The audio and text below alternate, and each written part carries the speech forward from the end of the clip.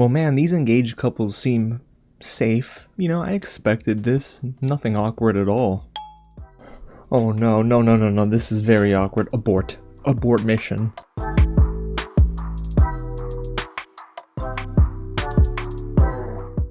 What's going on, everyone? James here with another real review and discussion for Love is Blind Season 4. So excited to be back for another season of Love is Blind, and thank you to Netflix for giving me the chance to watch these episodes early for review so that we can recap and talk about this together, because week 1 was full of drama, you guys. Episodes 1 through 5 are streaming right now on Netflix, but every week we're getting a new batch. So week 2 is next Friday, and that's episodes 6 through 8. And then week 3 we have episodes 9 through 11. And then week 4 concludes season 4 with episode 12, the finale. I'm already looking forward to the After the Altar special. There's so much drama in week 1 alone, so I can't wait to see everything else afterwards. But if you're unfamiliar with what season 4 is all about, well, let's talk a little bit about it now. Singles who want to be loved for who they are have signed up for a less conventional approach to modern dating in Seattle, and will choose someone to marry without ever meeting them. Over several weeks, the newly engaged couples will move in together,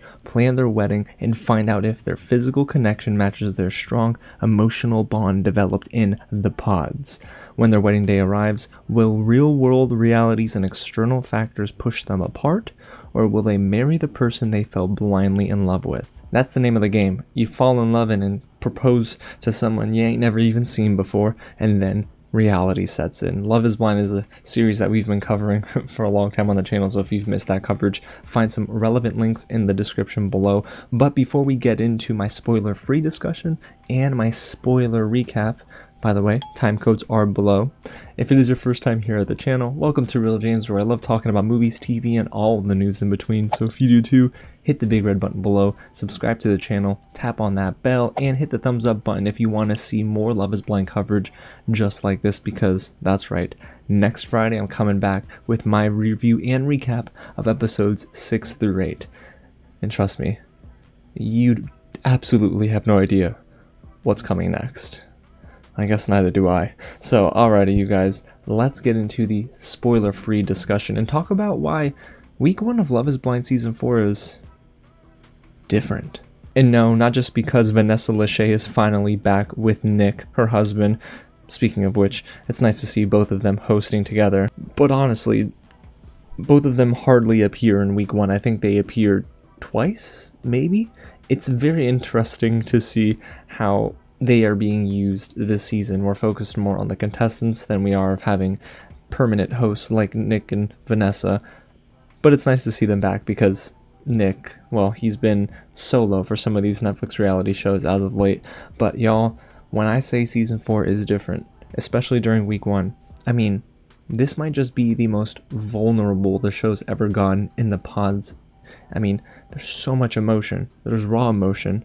And I almost cried. The opening 2 episodes were really emotional for some contestants, especially Brett. Now, his story about his brother's death was incredibly sad. And I'm not even lying, you guys. I was close to tears. There's the way he tells the story, and then someone's reaction, because, again, spoiler-free discussion, I was incredibly sad. I mean, boy, did that moment just really help distinguish this season from the others, because Brett's not the only one that had a pretty emotional story. I mean, you gotta look at Zach as well. His story about his childhood and upbringing was really emotional, and that's the name of the game right now, in the pods at least, is Love is Blind Season 4 is probably the most real and raw season yet. And at no point did I ever feel fatigue, because I was a little nervous that we're in Season 4, Love is Blind, and we know what to expect, so here come the tropes. And there are some tropes, the one contestant that is there clearly as a producer plant. He's just there to try and make things weird and funny. Looking at the You Leopard print guy, yeah, terrible. But other than that, I would say all the matches were pretty genuine. I mean, there were some instances where I felt like maybe there were pacing problems, especially with Zach's story that they were trying to hone in on. Like, the childhood upbringing story was sad, but they kind of put him in a situation, or he puts himself in a situation that the producers tend to focus on, and it was a little boring, and it kind of took me out of at least the final moments in the pods. But I mean, yeah, I'm just kind of glad they got out of the pods when they did, because things were kind of dragging towards the end. But then also, when we're out of the pods in Mexico, we get some storylines that we focus on that are just not as interesting as the others that they talk about. I do think that, again, something about this Zach character that they're fascinated with, and I'm just not. And then there are some production hiccups that make me scratch my head. Let's start with the music, because for some reason Love is Blind never can get this right. Sometimes the soundtrack choices were fine, but for the most part, especially in week 1, the music choices just didn't fit the vibe of what we're seeing on screen, especially between Brett and a certain contestant. When they're sitting together, I'm like, why are we playing a song to make it seem awkward when it really isn't? In reality, it's kind of cute. The producers, they really tried it. They tried to make it awkward, and I'm like, I don't like how that plays out on screen. We get a lot of this in episode 3, to be honest with you, where the songs just don't match what we're seeing on screen. But even outside of the music, sometimes the way it's filmed is just a little odd. Our subjects look blown out in episode 5, and I don't know if that's maybe the combination of outside lighting with maybe them being underneath a hut or something like that. It looked very weird to me and very artificial.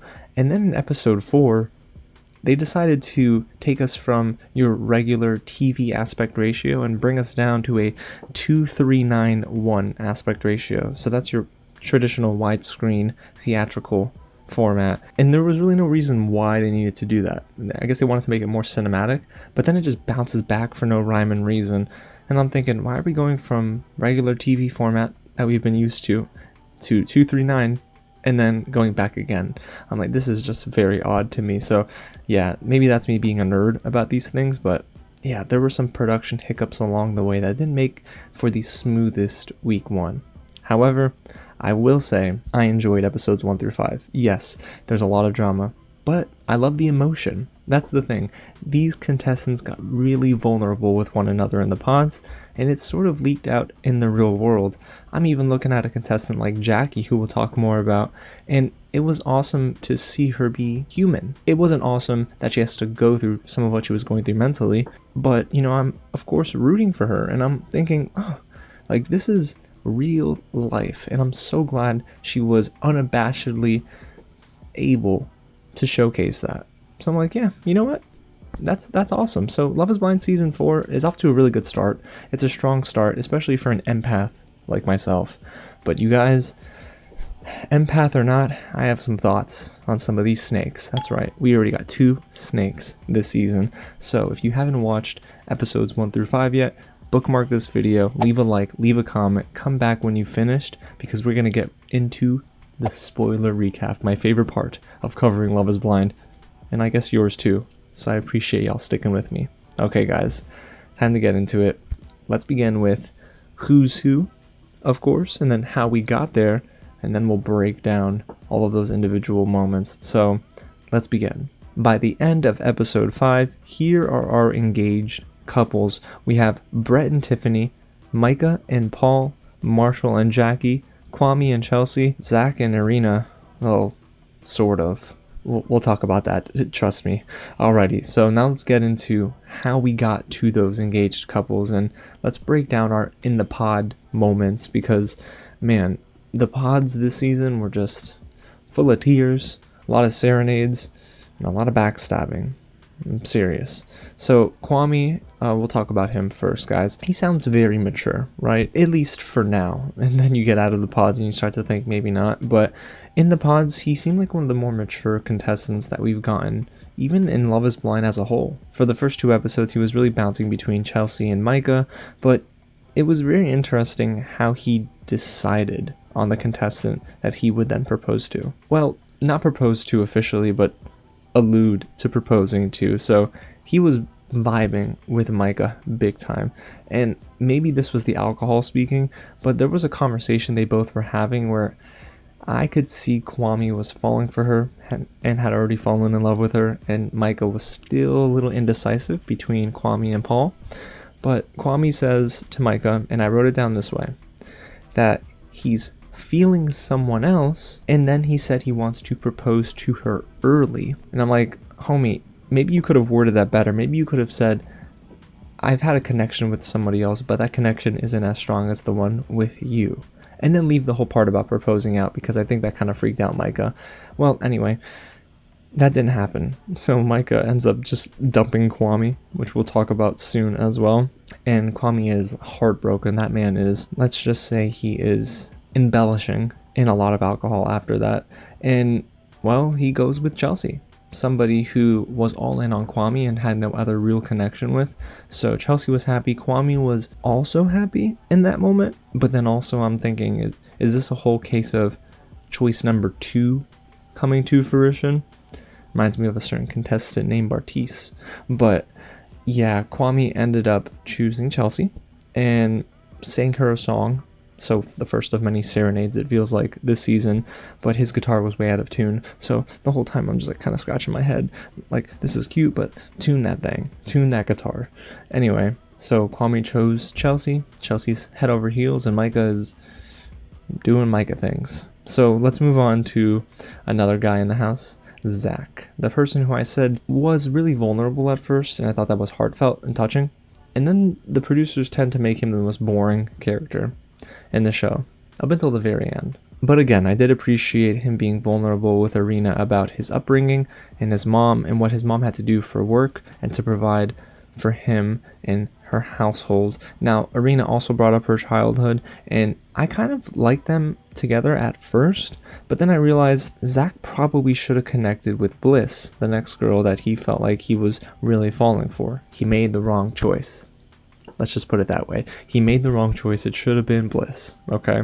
And we find out why it should have been Bliss as we get into the following episodes. But there were just a lot more boring moments with Zach after that point. I do feel like episode 2 was a little bit lacking because it was focusing too much on Zach and not the other contestants, like in episode 1. But like I mentioned, Zach officially moves on from Bliss. Again, bad choice. And then decides to write this song for Irina. So we're 2 for 2 with serenades because it clearly worked.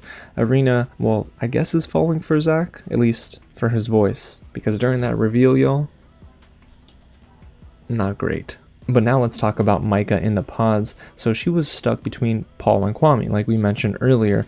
But it was interesting because Chelsea was feeling Kwame. Micah made no reservations about how she felt about Kwame. And both Chelsea and Micah had this bit of tension in the women's quarters because they both liked Kwame. And this kind of sets the stage for a certain moment that happens later on in Mexico.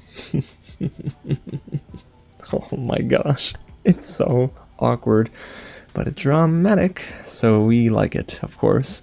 But eventually Micah tells Paul, I would say yes to you if you proposed right now. So essentially, Micah was plotting to be with Paul and then just dropped that bomb on Kwame, and Kwame was rejected. And yeah, I'm sure Kwame probably could have ended it better and got the closure in the pods, but didn't.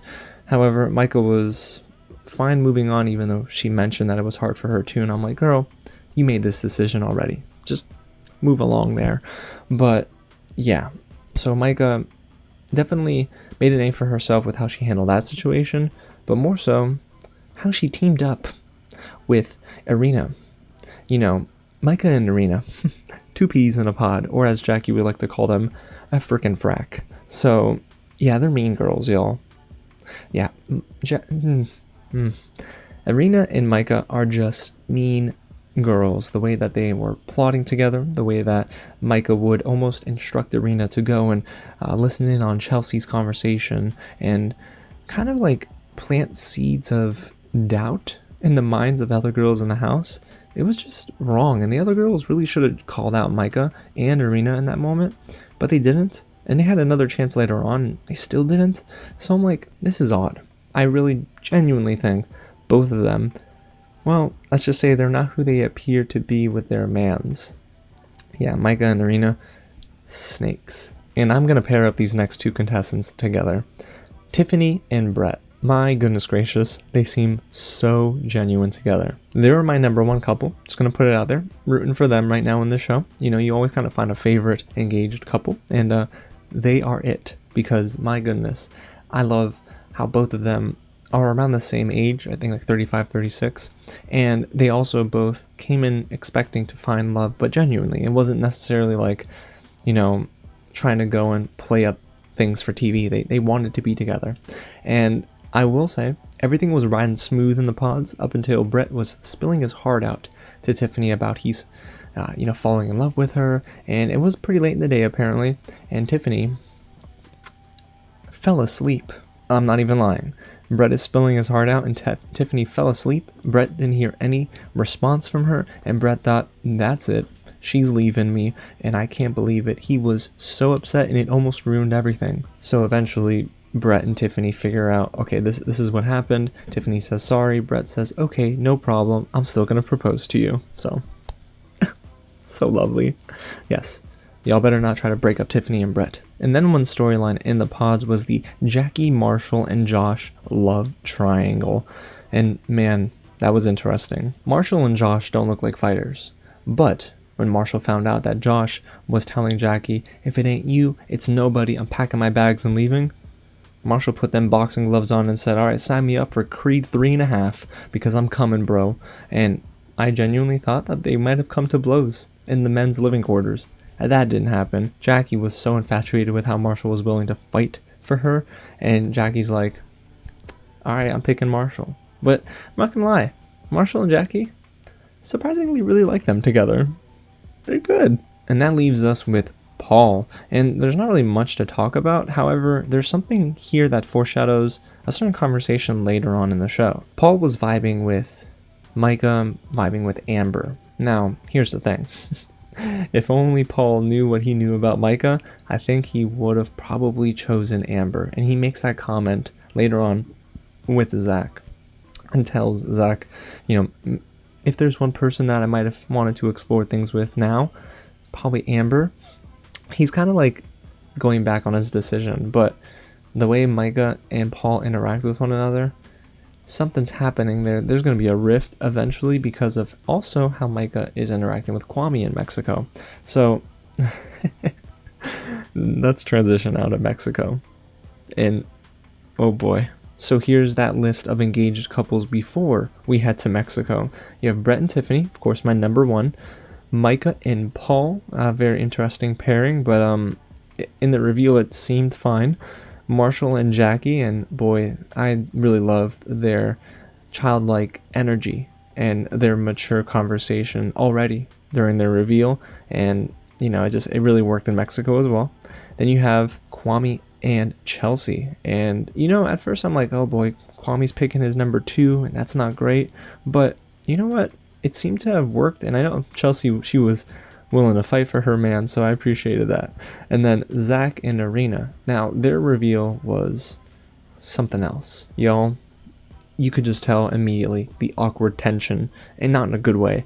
Zach seemed to be like, yeah, I'm feeling Arena. And Arena's like, you could tell she got the ick very early on. Now, I'm not saying she was right in doing so, but boy, you can tell because of the things she said and the way she acted, her body language. She didn't want to kiss Zach. She didn't really even want to hug Zach. She wanted to sit down immediately. And she said that she could not match the voice with the body, and then called Zach a cartoon character, that he looked like a cartoon character. What does that even mean? Alrighty, y'all, so now that we've gotten that ironed out, let's get into Mexico. So guys, let me just preface everything with this. Tequila is nobody's friend this season, but it makes for some great reality TV. Oh yes it does. Seriously, boy, they needed more water on the rocks for some of these conversations. But let's begin. Let's talk about our engaged couples in Mexico, you guys. And I want to start with my number 1, Brett and Tiffany. Again, they are vibing right off the bat. In person, they're even stronger than they were in the pods. I love their chemistry together, and all things seem to be going so well for them. Now, what I'm hoping the producers don't do, try to fabricate some drama between these two, but I'd imagine when they get back to reality, things might set in and they might have to face some hardships like any couple, any engaged couple as well. But, you know, I think that both of them are willing to fight for their relationship. So it was just really, really great to see. I don't have many notes for them that, you know, we haven't already talked about, but I will say, Brett, you do need to cut those nails. Trim them. Just cut those nails. Yeah. Just saying. Alrighty, you guys. So let's move on to Micah and Paul. And, oh, gosh, goodness gracious. You can't talk about Micah and Paul without talking about Kwame and Chelsea. I'm serious. So I'm going to do my best to bounce between both of those couples. Micah is really feeling Kwame, especially when they meet for the first time at that mixer. And Kwame was speaking to Chelsea, I think the day before the mixer, and let her know, yeah, like, would you mind if I spoke with her? Just kind of like get some closure, clear the air. And Chelsea's like, yeah, of course, you do you. Get that closure. That was like 20 minutes of closure with a lot of laughs and a lot of touchy-feely. So I'm team Chelsea on this one because Micah was clearly flirting with Kwame, and vice versa. Kwame was telling Brett, like, you know, I hugged her, I touched her, I couldn't let her go, like, the feelings came back, I still love her, I still feel for her. And I'm like, homie, not only do you need closure, but you need to get out of that mindset because you're putting someone before your future spouse. Not okay. Not okay. And then it doesn't help that mean girl number 2, Irina, is plotting with Micah on how Micah should get closer to Kwame, and then Chelsea is, of course, not somebody who's on their list of favorite people in the house. So yeah, Micah and Irina were really trying to basically get in Chelsea's head, ordering shots to take with just Kwame, and then Micah says, to a failed proposal, like to make a joke. Kwame was upset, and then they hash it out. But it took them all of like maybe 2 or 3 minutes to hash it out from what we saw on screen. And then after that, they're having a one-on-one conversation away from everyone. And this is Kwame and Micah, of course. And Kwame's like touching Micah's hand. Micah's touching Kwame's face. And they did everything but kiss. And I didn't like that one bit. And Chelsea was rightfully upset. And even in the conversation that they had afterwards, Kwame was digging a hole for himself. He was telling Chelsea that he didn't get full closure with Micah, and if he ever belittles his and Chelsea's relationship, that it's intentional. That's when I think that tequila might have been talking, but still, you said it, and Chelsea's going to remember it. And Chelsea's like, you should never have to belittle our relationship, and you should only need to say, hey, that was a disrespectful comment, I'm done, or hey, I'm happy for you and Paul, let's move on. Thank you, wish you all the best. But instead, Kwame decides to take several minutes to just like fawn over Micah. It's not cool, but they are setting up for that eventual Kwame Micah hookup. I don't know, I'm seeing it coming from a mile away, and I really hope Chelsea understands that it's a possibility.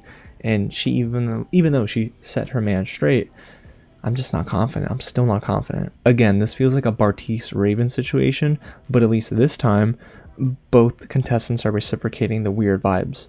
At least Raven was just like, boy, bye. Like full stop, get out of here.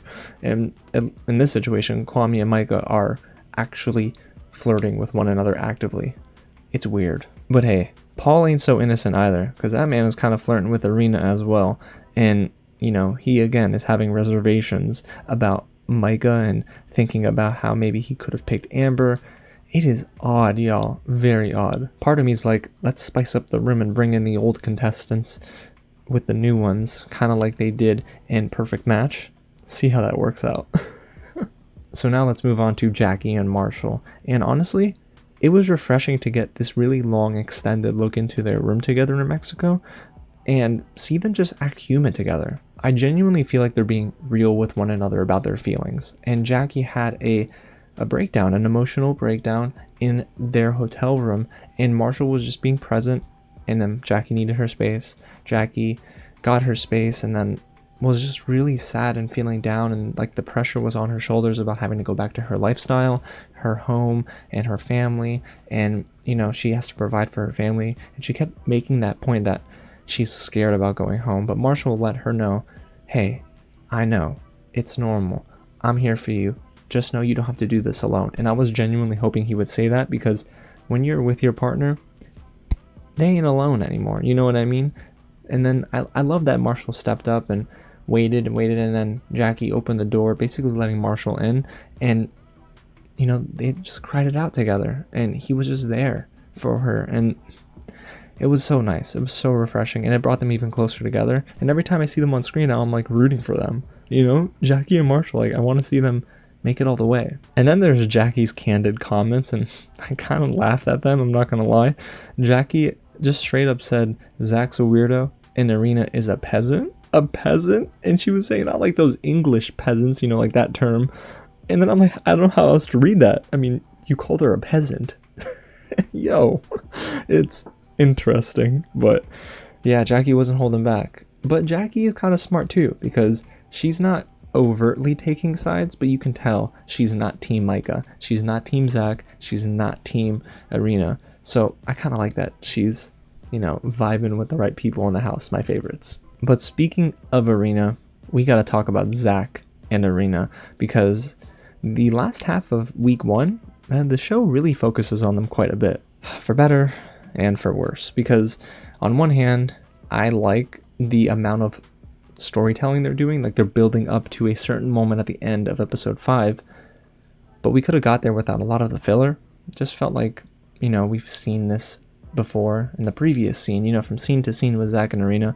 Kind of felt like same old, but you can just tell that Irina is not into Zach. I mean, the vibes are way off, and she even tells him several times that basically she's not going to be affectionate and she doesn't really like him like that, and Zach is really trying to make it work. So I appreciate that he tried to make it work, but eventually he gets frustrated too and tells Irina, I need some investment from you. And they have that conversation in their room, and Irina, well, actually it was out of their room, and Irina was like barely listening with this like pillow over her head. And then they get back in the hotel room, and you can just tell, you know, hey, Zach is fed up. Zach is like, you're not trying. You are not trying. And Irina is trying to basically tell him in a kind way that we're done. She even says on the flight back home, they should sit in separate seats. And I was like heartbroken for Zach in a way. And then I thought about Zach making the wrong choice and not choosing Bliss. And I'm like, boy, you kind of dug this hole on your own. My goodness. And another thing that this proved to me is that Irina is still very insecure. And she kept playing this mean girl role almost too well. And it had me thinking that even outside of the pod, outside of Mexico, this would have been exactly who she was all along. And, well, yeah, it was just odd to see her flirting so much with Paul and then not doing anything with Zach. So don't say yes to somebody that you would marry them if you're not feeling them. You know what I mean? Very interesting. Very, very interesting. But yeah, Zach and Irina, they didn't work out. So they end up calling it quits, and then Zach starts grilling her about how she was truly not invested. And I was low-key like, okay, well, Irina's like public enemy number 2, so I'm okay with it. But then at the same time, Zach mentioned that he was thinking about Bliss the entire time that both he and Irina were together. And then Irina said she was thinking about Paul the entire time. And then I thought, they're just toxic for one another. Yeah, not great. A bad pairing. Which then leads us to the cliffhanger ending for episode 5. Bliss and Zach are meeting back up together in Seattle. Bliss sits down with Zach, and Zach says to her straight up, I made a wrong choice, and you know I made the wrong choice too. Camera cuts to black. Coming up real. Yep, that's right, y'all. That's how they're going to leave us hanging with episode 5. The end of week 1. I actually, if I had to make some predictions, Bliss is going to tell Zach, you're out of your darn mind. I'm trying not to curse, right? She's going to tell him, you had a choice. You had that chance, and you went against me. So no, I'll hear you out, but it ain't happening. And you know what? I think Bliss would be better for it, maybe. You know, don't be second fiddle. You know, it again reminds me of what Bartiz did in Love is Blind. But yeah, I genuinely, I don't see that happening. And if I had to make any predictions about our engaged couples, and you guys can keep me accountable, of course, because we're going to head into week 2 next week, I think Brett and Tiffany will make it by the end. I believe Jackie and Marshall will make it. And that's it. I'm serious. I do not see Micah and Paul making it, and I don't see Kwame and Chelsea making it, because Kwame is still hung up on Micah. But not just I need closure. He wants to be with Micah. Not great. Not great. And I think they're, again, setting up for that swap. they're setting up for Micah and Kwame to get together. And if that happens, the internet will explode. And so will my comment section. So there you have it, you guys. That's my spoiler recap and discussion for episodes 1 through 5 of Love is Blind Season 4. Again, we're right back here on the channel next Friday with my discussion on week 2. We got episodes 6 through 11, if I'm not mistaken. Oh, 6 through 8, excuse me. And then the following week on April 7th, coming right back with episodes 9 through 11. And then the finale on April 14th, one of the best days of the year. So y'all, there you have it. Again, thanks so much for sticking with me. Get loud in the comments down below and let me know which couple is your favorite this season. And if it's not Brett and Tiffany, what are you doing? No, I'm kidding. It can be whoever you want. And go ahead and hit the big red button. If you're up to this point, subscribe to the channel and tap on that bell because we got more content coming and it's going to be so fun to talk all about season 4 of Love is Blind with you. And yeah, man, reality TV shows on Netflix, they work for me. Alrighty, y'all. Again, thanks so much for watching and I'll catch you at the next screening. Whew, yeah, that was pretty dramatic. I need a breather.